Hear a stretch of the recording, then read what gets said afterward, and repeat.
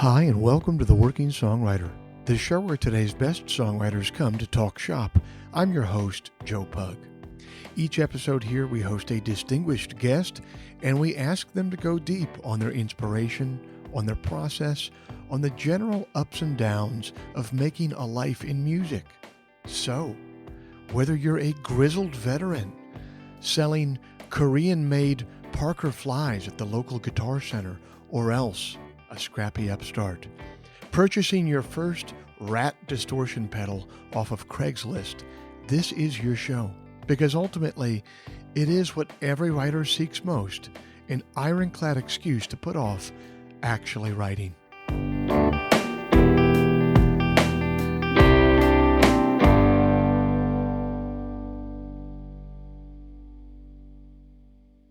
Hey everybody, it's Good Friday 2022, and I thank you for joining us. This week's show is brought to you by Bandzoogle. Built by musicians and for musicians, Bandzoogle is an all-in-one platform to build a beautiful website for your music. I'm old enough to remember when you had to pay somebody called a web developer to get a website made, and it would always be some guy named Arlo who drove a Ford Explorer with a lift kit, and who was always trying to sell you joints that only had CBD in them that he claimed could cure major clinical illnesses. And old Arlo would charge you about $1,000 for a website that would be obsolete in 6 months. But it's the future now. You guys, that's not how it works anymore. We're allowed to have nice things now. One of those nice things is Bandzoogle. Bandzoogle powers the websites of tens of thousands of musicians around the world, from weekend warriors to Grammy winners. All the features you need for a professional website are already built in. Hosting and a custom domain name, dozens of fully customizable design templates, tools to sell your music and merch commission-free. Listeners to the Working Songwriter podcast can go to bandzoogle.com to try it for free for 30 days. Use the promo code TWS to get 15% off the first year of any subscription. If you'd like to hear some of my music live in the coming weeks, the first Sunday night of every month at 9 p.m. Eastern, I'm over on my YouTube channel for Sunday Songs. That's a live stream. I'm live. I'm playing tunes live. I'm taking questions in the live chat. I'm taking requests in the live chat. It's a really fun, really interactive experience. I dare to say that we're building something of a community over there. So, including many people who are listeners to this podcast. So you should come on over and be a part of it. That's the first Sunday night of every month at 9 p.m. Eastern over on YouTube. Head on over to joepugmusic.com and click on the live stream tab to watch it or to set a reminder. Finally, if you enjoy this podcast, if you'd like to help it remain a viable endeavor for me, here's a couple things that you could do to help. First, you could become a supporter of the show over at Patreon. Patreon is a platform that allows you to directly support creative endeavors that you find meaningful. You just head to their site, Patreon. You search for The Working Songwriter, or you search for my name, and then you sign up to kick in a few bucks every month for the show.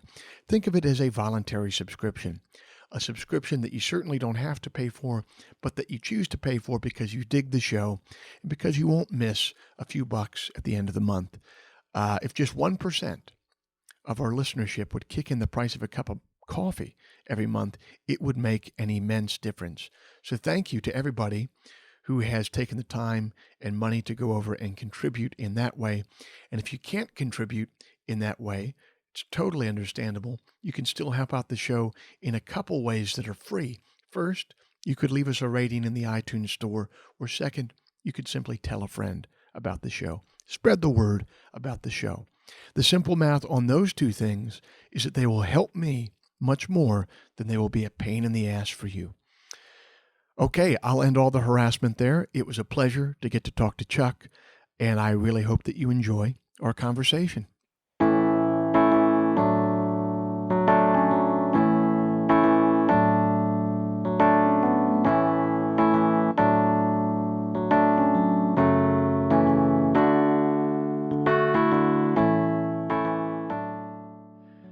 Our guest this week got his start playing in the surprisingly fertile punk music scene in Gainesville, Florida in the mid-1990s.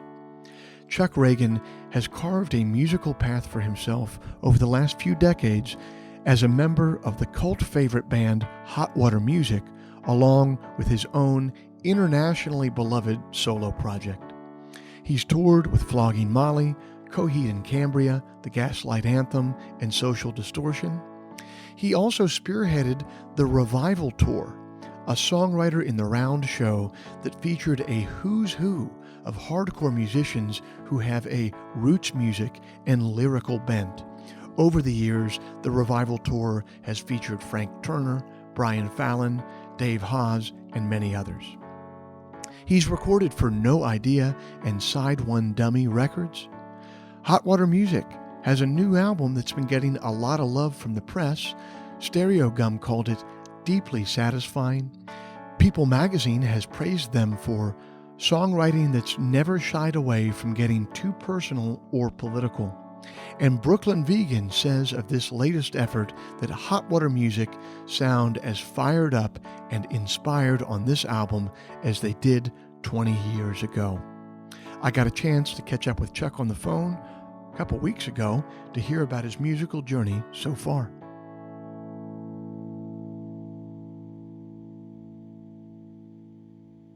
Chuck Ragan, thanks so much for being a part of the Working Songwriter podcast.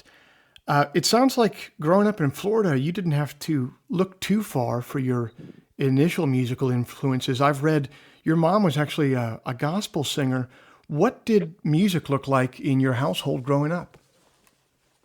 Yeah, we had quite a bit of activity and music through the churches that my mother was always frequenting, performing at, and whatnot. She sang and performed as a ventriloquist, which is really awesome and kind of cool, kind of weird, very, very unique. And it was pretty much the only thing she ever did her entire life, her only occupation, really, since she was 14, and used to travel in evangelism and still does, gets out there independently. On her parents, my mama and papa, which were my grandparents on my mother's side, they played a lot of Cajun music. My papa he was an accordion player. My mom used to just stand beside him and bang on a tambourine. They would sing Cajun songs, old Creole songs, and those were some of my earliest memories of music. He was very similar to there's an old artist by the name of Nathan Abshire, and I still watch some of those videos because I don't have any videos of Pawpaw playing accordion, but when I see those, man, they looked alike, they sounded alike, they dressed alike, old one piece jumpsuits, just straight out of the garden or the shop, to sit down and play music. And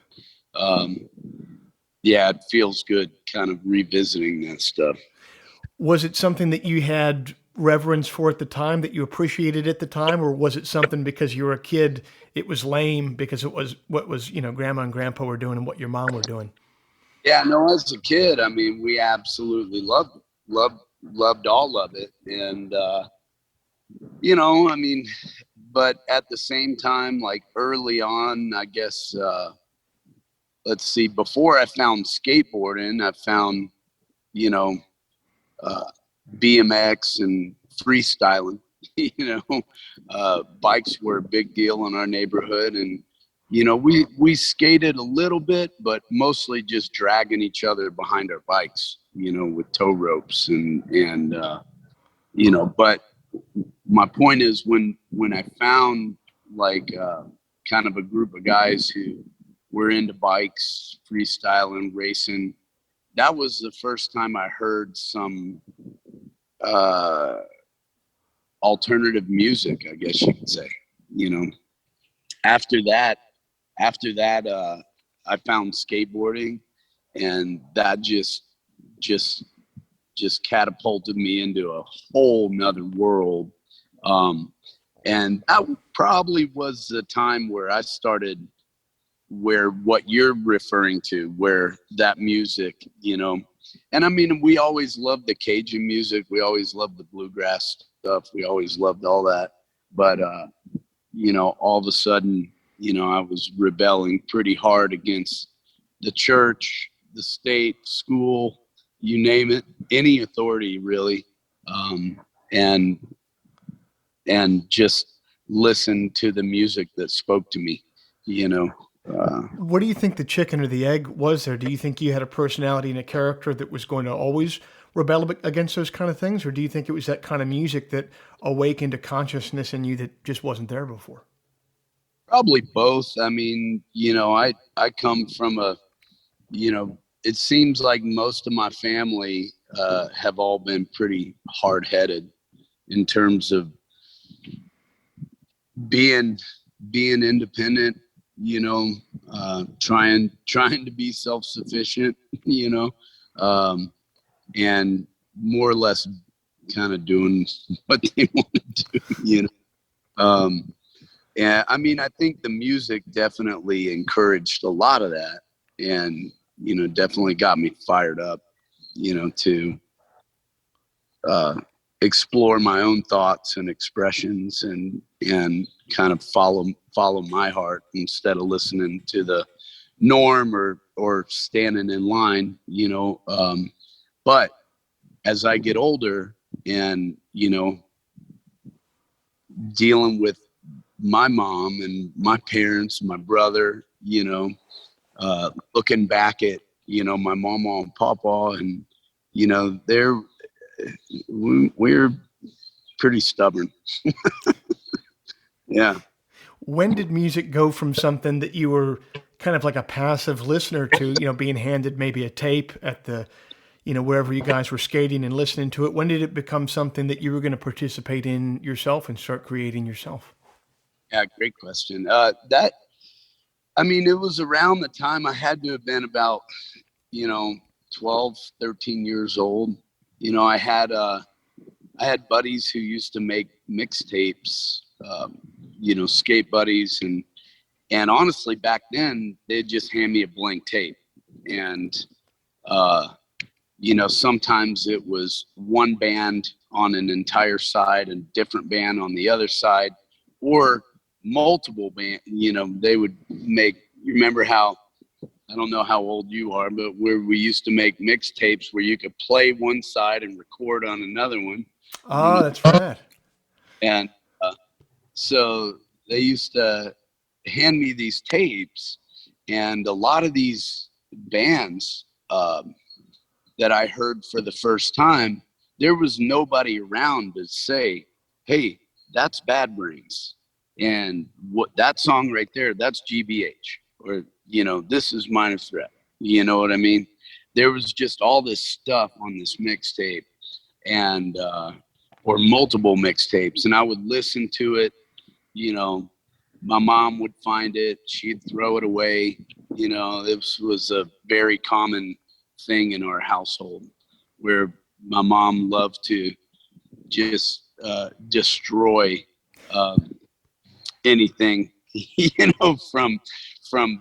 from burning punk cassette tapes and records to burning my Docs or my combat boots in the barbecue pit, and throwing the guitar in the garage, like, it was there was a lot of rebellion on both sides, I guess you could say.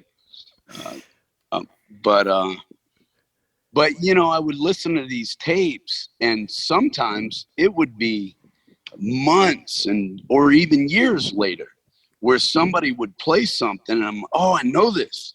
And then that would come out, say, oh, this is the Germs, or this is whatever it was.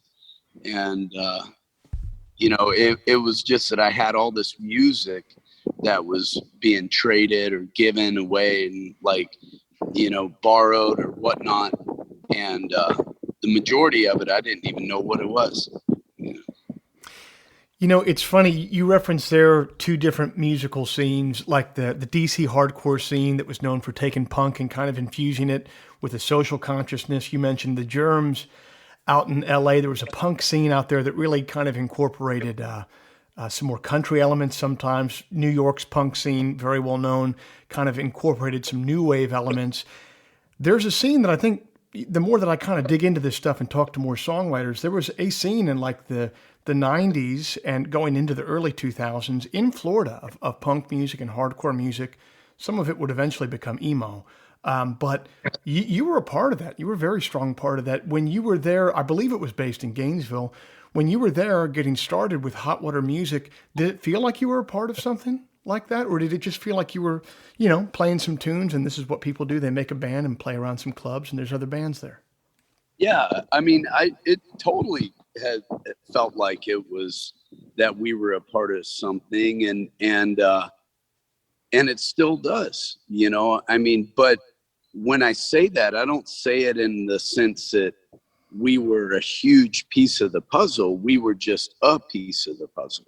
You know, I mean, we were, you know, here we are, we're coming up on, you know, August of this year, Hot Water turns 28 years old, you know, before Hot Water started in August or whatever, for some reason, I've always had August 16th in my brain that's when we started. And I don't know why, but it's just always been there.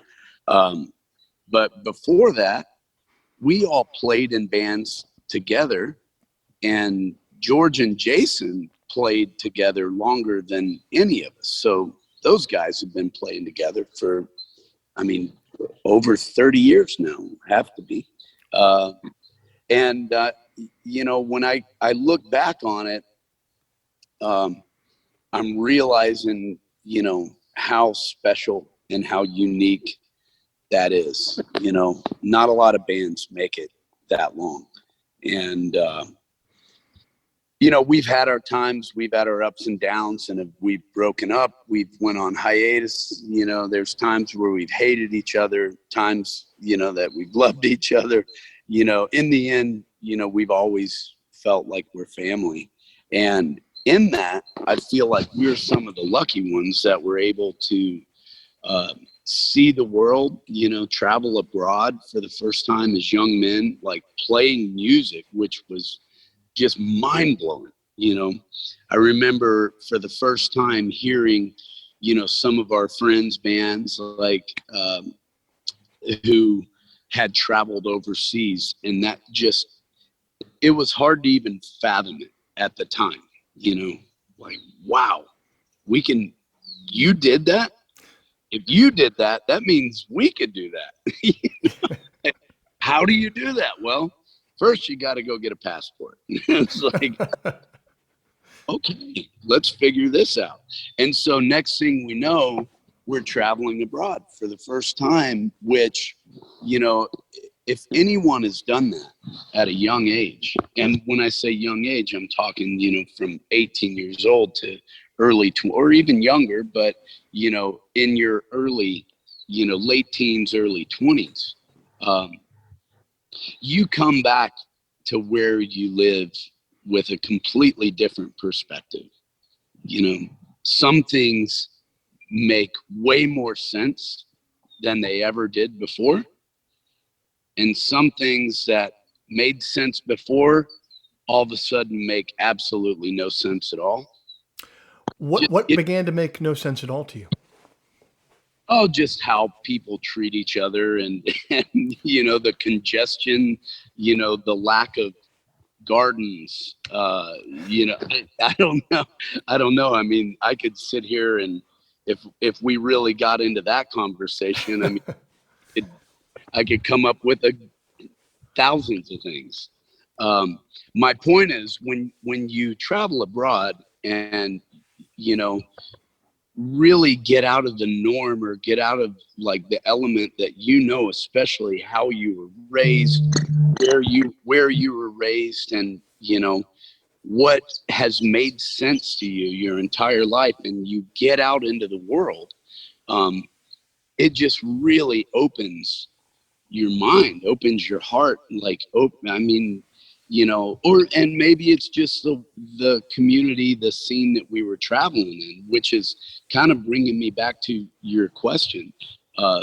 If I was feeling a part of something in those days, we most certainly were, because it felt like, you know, we had tapped into something instinctual, something primal, in terms of just expressing, you know, through music, through rhythm, through beats, through yelling, screaming, crying, you know, fighting each other in frustration to kind of figure out like how to become better people along the way.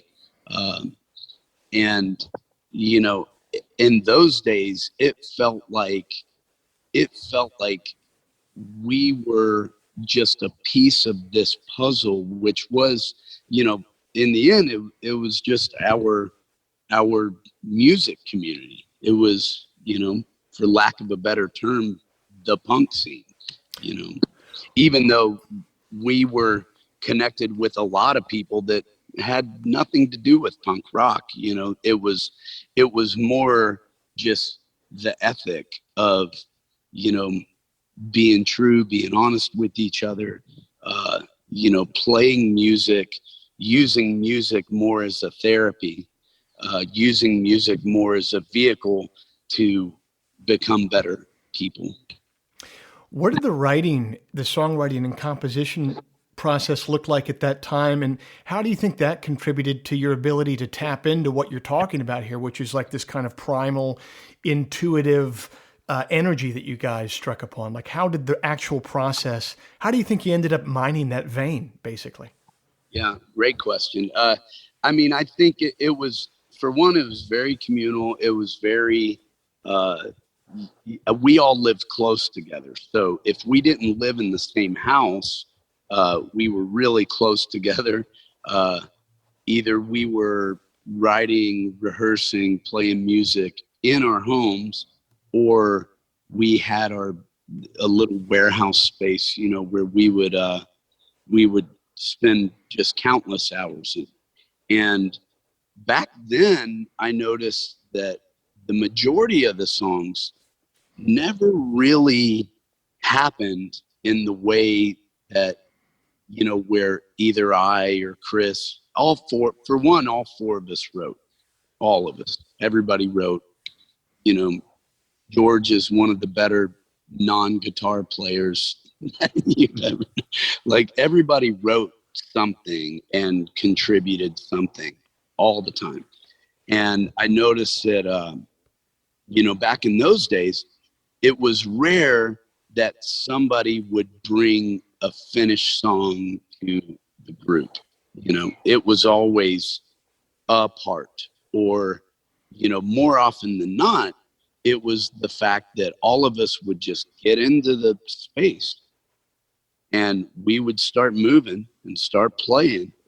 And, you know, we would take a break and everybody go out and have a smoke, have a beer, whatever they were doing.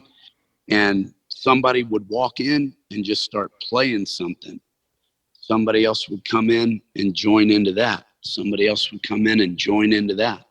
Somebody else would come in and join into that. And then all of a sudden we had this movement, this rhythm that was constructed with absolute togetherness, you know. And from there we would pick it apart and hone it. And I would always notice, like, sometimes it would take a while and sometimes it would never come to fruition. But, you know, many times we would be playing this and all of a sudden something would strike, something would move, change, or whatever, to where all of a sudden everybody's eyes would light up, the hair would stand up on the back of your neck. You know, that's it. And then we'd stop and go, whoa. Okay. All right. And it was just, it was like it was like a group of people coming together and building a fire together. Literally, everybody would come in and throw their own offering on the fire, and pretty soon we would together get it exactly the way that we would want it. You know? What did it feel like then to, because I kind of came to your catalog a little bit backwards. I came to your solo stuff first and found out about Hot Water Music later. What did it feel like in the early 2000s when the band goes on hiatus and you start your own project and all of a sudden, there's not three other guys contributing to the writing. You're kind of building your own fire there. How did your writing process change at that time? And just emotionally, like what did that feel like to have it all on your shoulders at that point?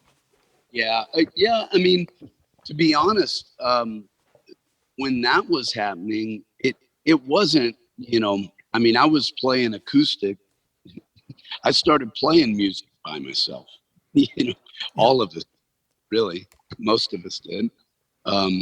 So to then once again be by myself, it was already familiar.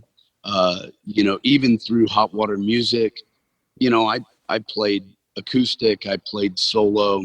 It was just never really something I put a ton of focus on because Hot Water was traveling so much and so busy. And, but it was something that I had always done, but yeah, when we went on hiatus, it was a little strange at first because I had never, at the time, I'd never wanted the band to break up. I was just tired of chasing a carrot. I was tired of, being a part of kind of the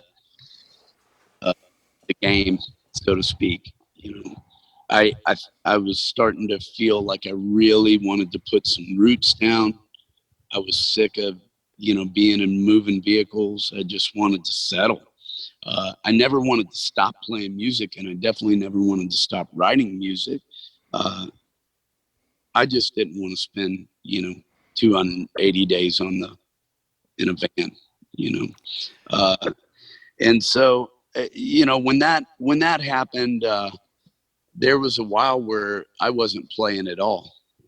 I just went back to a trade that I knew fairly well and was doing finish carpentry. And then there was a short period of my life where I thought maybe I want to build custom homes and get out of the music business entirely. And was in school to become a contractor, and then right around, after a few years of that, signed to Side One Dummy, met Ashley Dector, who introduced me to Joe Sib, and they came out to a show, and we had known Joe Sib before from years before, but I guess reintroduced me to Joe Sib, and sat down with him and Bill Armstrong, and they were interested in putting out the records. None of that would have happened though. It all was, I owe my wife everything for all that solo stuff because she was the one. I was working and I would come home and we'd make some food and I would just sit around and pick on the guitar and mess around with these little songs and wasn't recording anything. I was just playing it. And she was the one that one day she just said, "Hey, you should record some of this stuff before you lose it, before you forget it." And I mean, as most writers know, often if we don't document, it's just kind of becomes out of sight, out of mind, and we're on to the next. And some of those things get lost. Do you think it was easier to write at that time because I mean your main focus for paying the rent or the mortgage or whatever and putting food on the table was doing carpentry or contracting stuff, and did you find it freed you up as a writer at that time because there was less pressure in some way?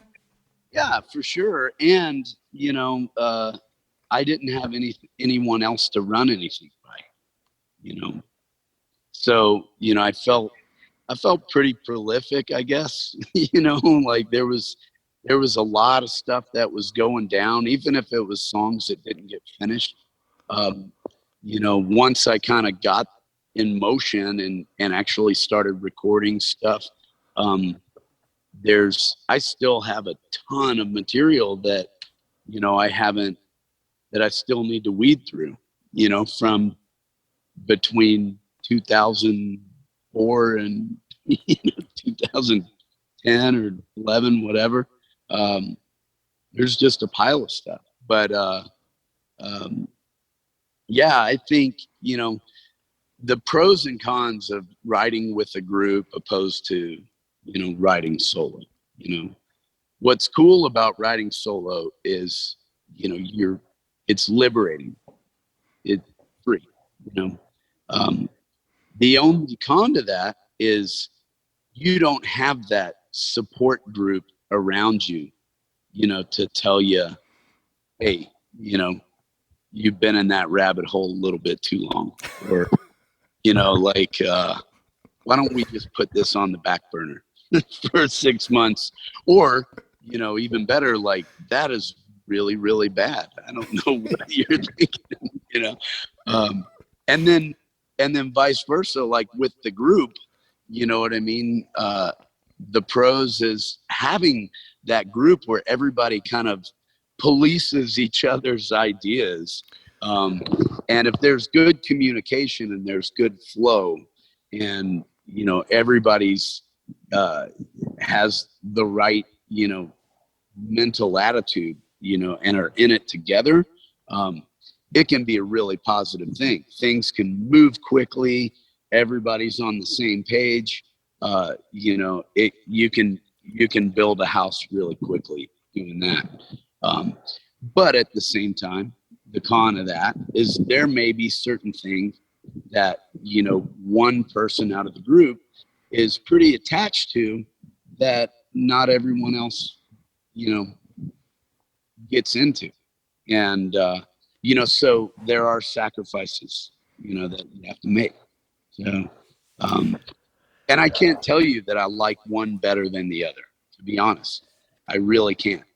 There's I love writing alone, but I also love getting in the room with, the camaraderie, or getting in the room with hot water music and just sitting with friends and let's make something cool happen.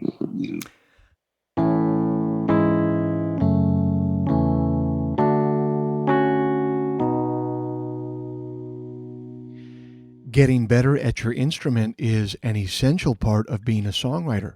When you play better guitar, you write better songs. It's that simple. How do you do that, though?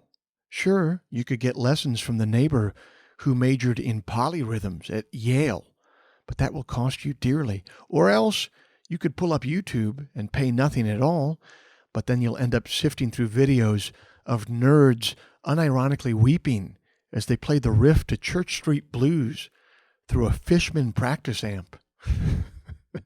So what's the sweet spot in between? Peghead Nation, the online home for American roots music.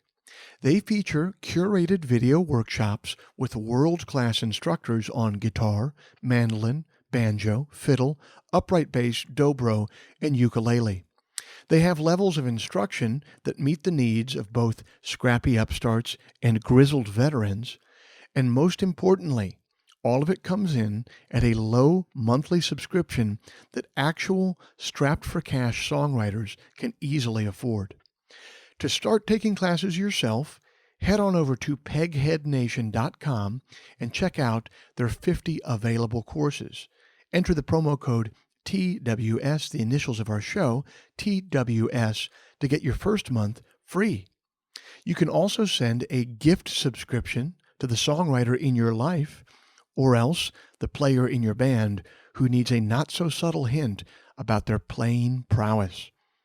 Peghead Nation, when you play better guitar, you write better songs. It's that simple.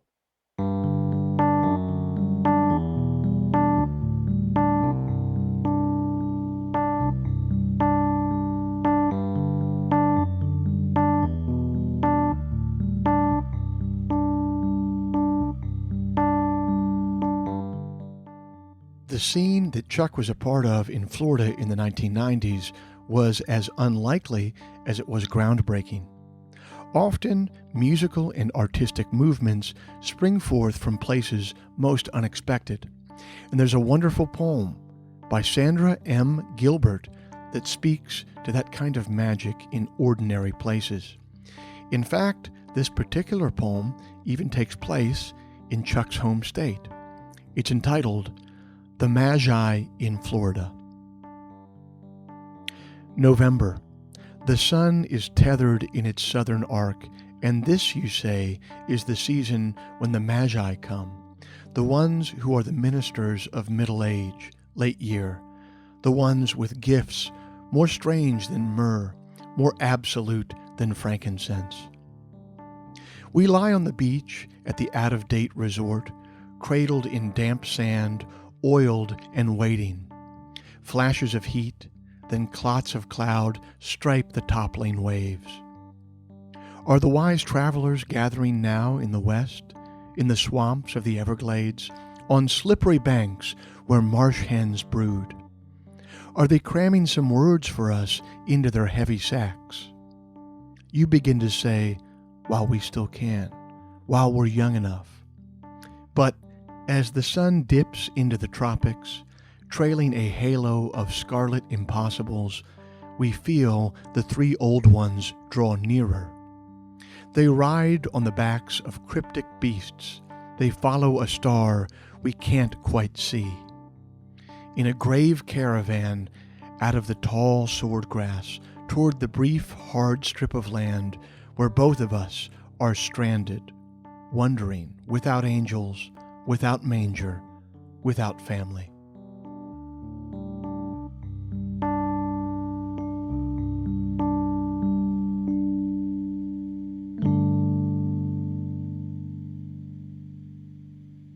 I can't think of anybody else that I've had on this show before and talked to who has had a signature tour that they've done over the years that they've kind of developed and manifested over time.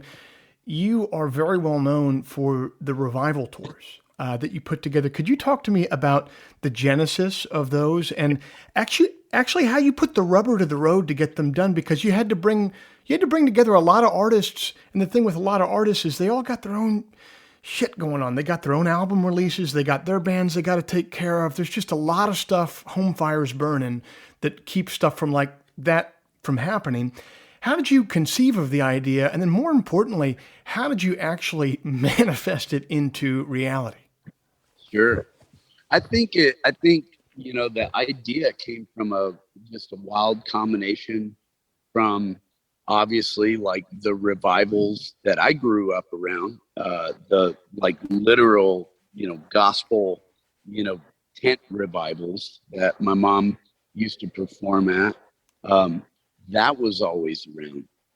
A lot of the performances I remember were very communal. There were musicians coming up, going off, and it was very much just like a church service with music. You know what I mean? And there were no breaks. There was no dead air. There was no silence. It just constantly revolved. And so I have those memories as a kid. And then, growing up, there was a while where, we did a tour with the Bouncing Souls, and we even talked about doing something similar, where with our bands and doing kind of a communal band type of deal. And then it's kind of fast forward where I was playing a lot more, kind of going back to my acoustic and folk roots, or whatever you want to call it, playing more of that.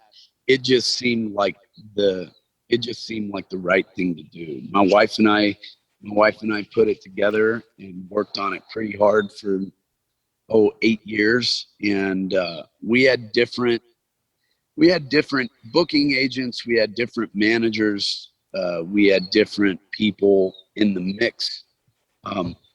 But to be honest, and it seemed like anytime we would put a tour out there, people loved it. It was always a super, super fun and inspiring tour to be on, because there was so much writing and collaboration happening on a daily basis.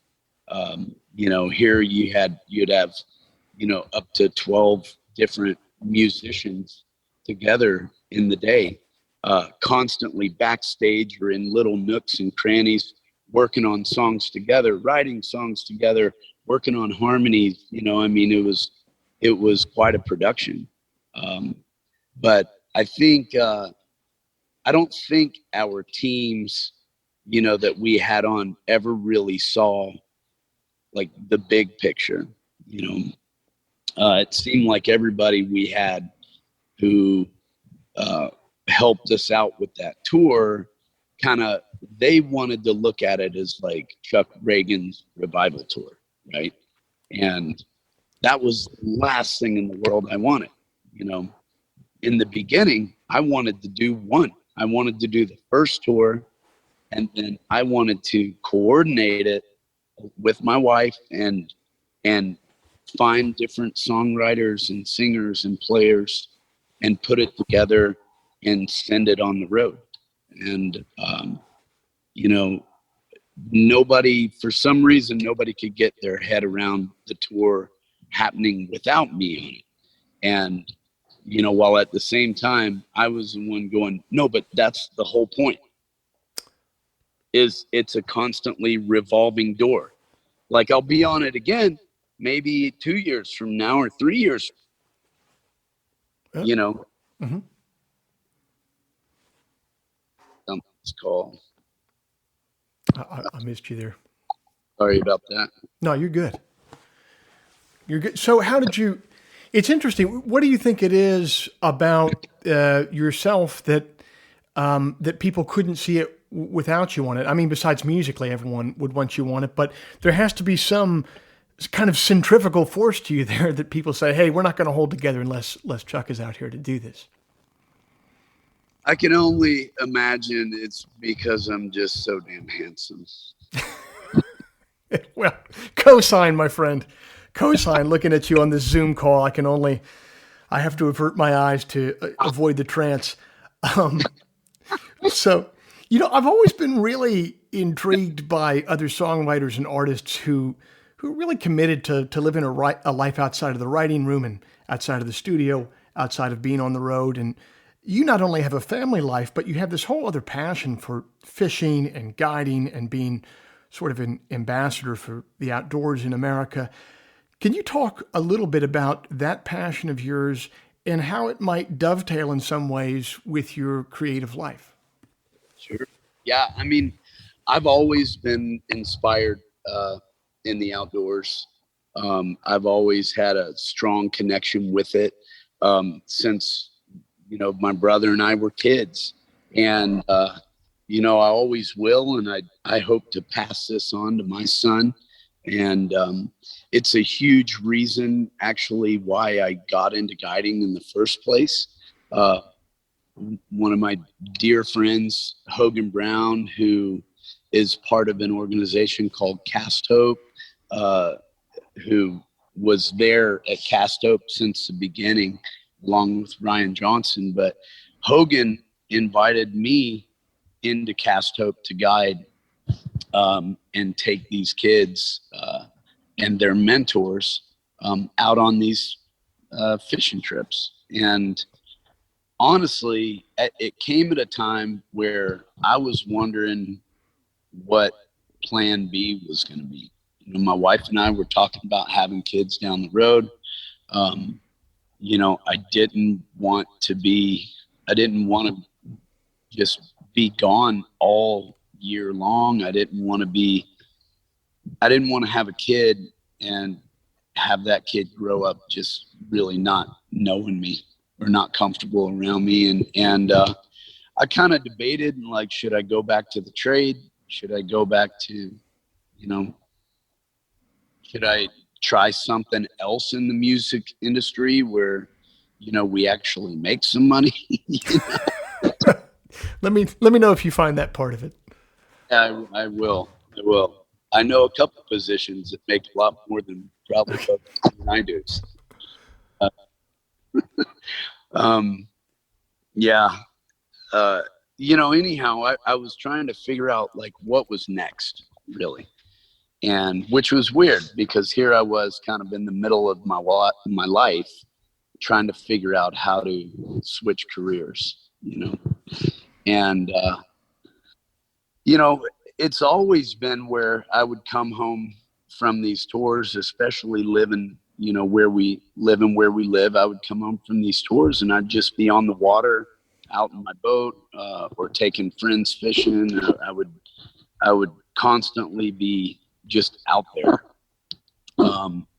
And it was Hogan Brown who, I was talking to him. I admired his lifestyle because he was a school teacher.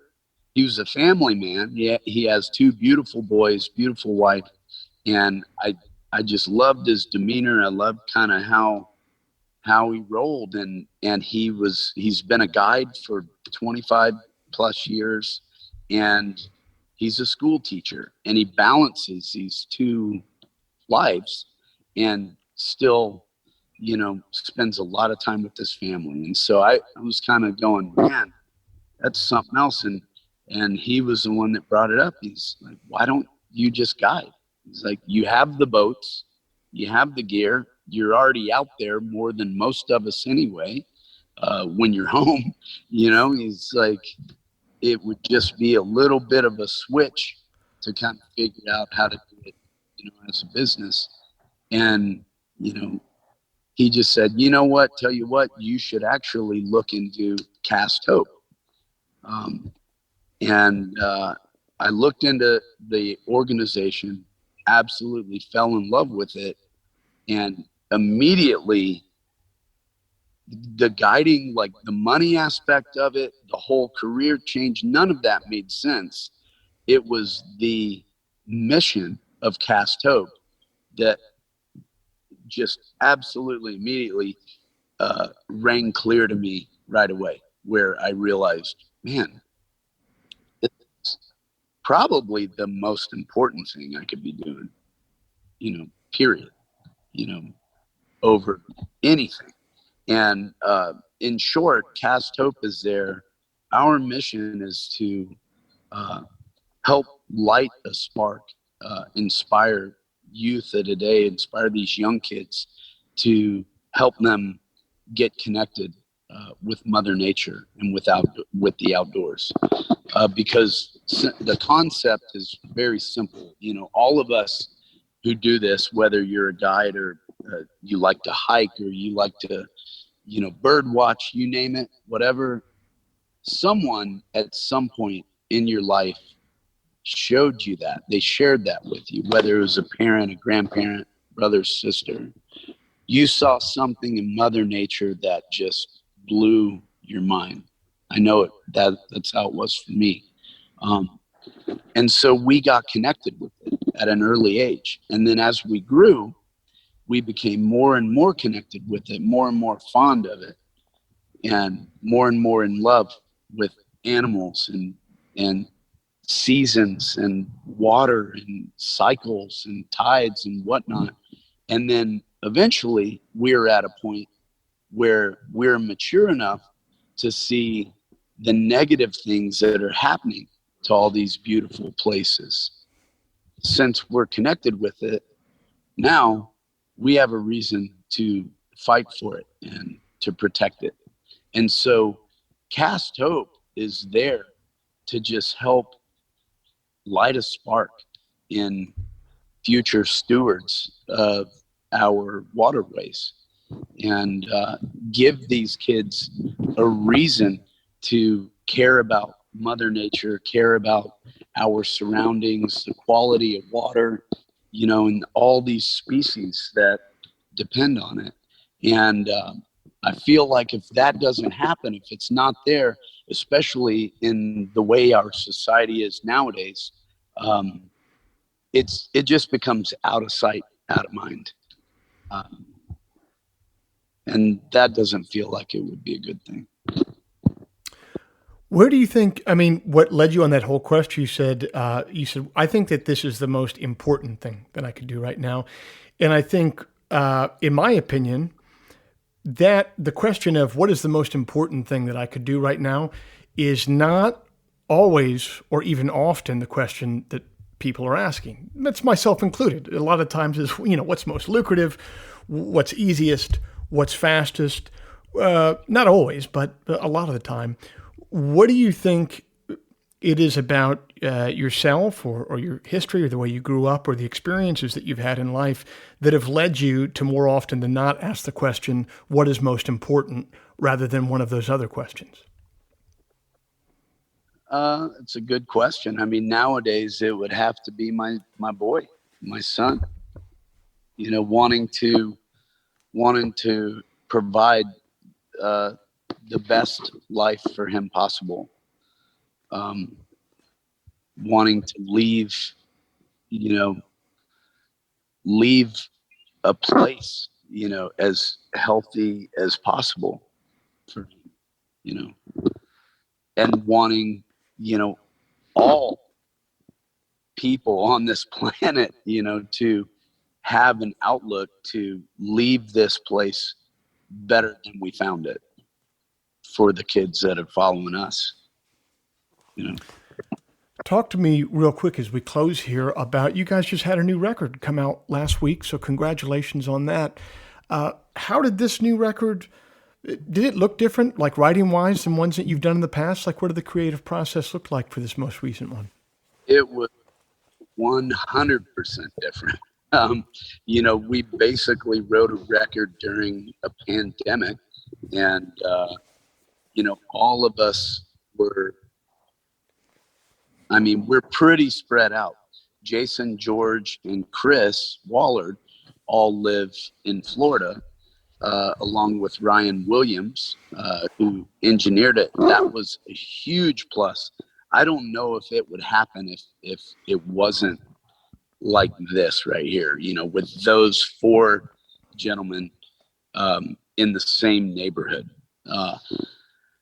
Cresswell in Toronto, me in California, and Brian McTurnan up in your neck of the woods, mm-hmm. Right? And, we were all so spread out. Everybody had a lot of material, but it was just jumbled.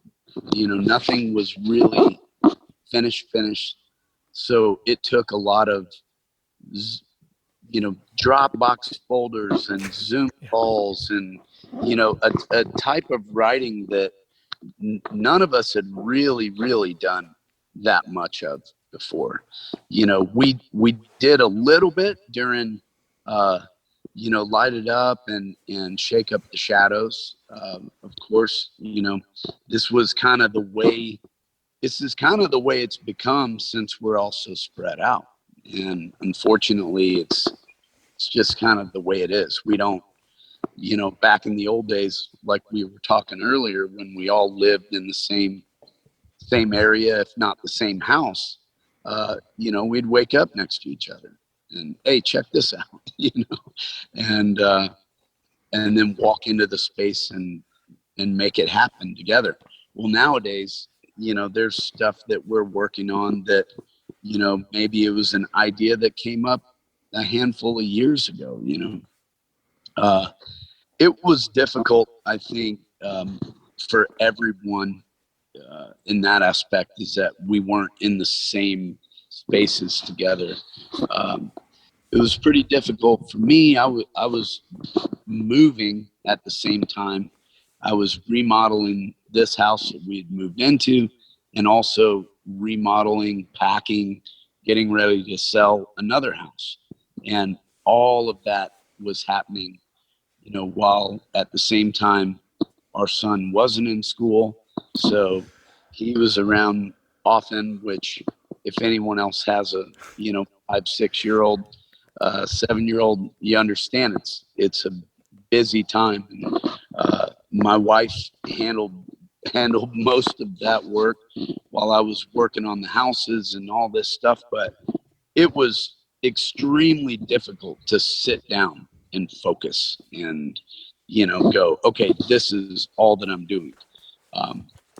Because everywhere I sat, I would look around and see 30 projects that needed to get done right then, So Um, yeah, I would say it was one of the more difficult writing processes, but it seemed like when everybody got on the same page and those juices started flowing and we're firing stuff back and forth, um, a lot moved, and then there were times where we were able to come together and do more or less like a pre-production type session, where we were all in the same room, or at least most of the guys in the same room, but a couple times where we were all there, and that made a huge difference, because we had a lot of this material, but you never really know until you just start to sweat with it, move around and just play it wholeheartedly, and and just wail, sing, even if you're singing gibberish or you only have a couple of lines, like the lyrics aren't finished, just belt it out, and it seems to for me at least, whatever that energy that you're looking for, searching for, and whatever purpose that song has, or whatever meaning that song is destined for, then reveals itself, and in a very genuine way, if that makes sense. That makes perfect sense. And everything you said today has made sense. And I really appreciate you being on the show. Thank you so much. Oh, pleasure, man. Thank you so much for having us.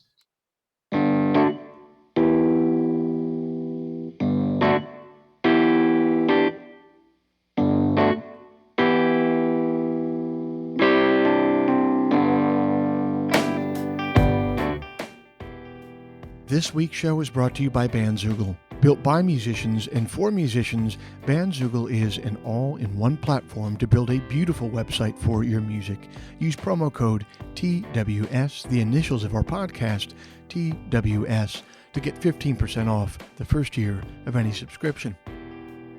Chuck Ragan's latest album is with Hot Water Music, entitled Feel the Void, available everywhere music is sold or streamed.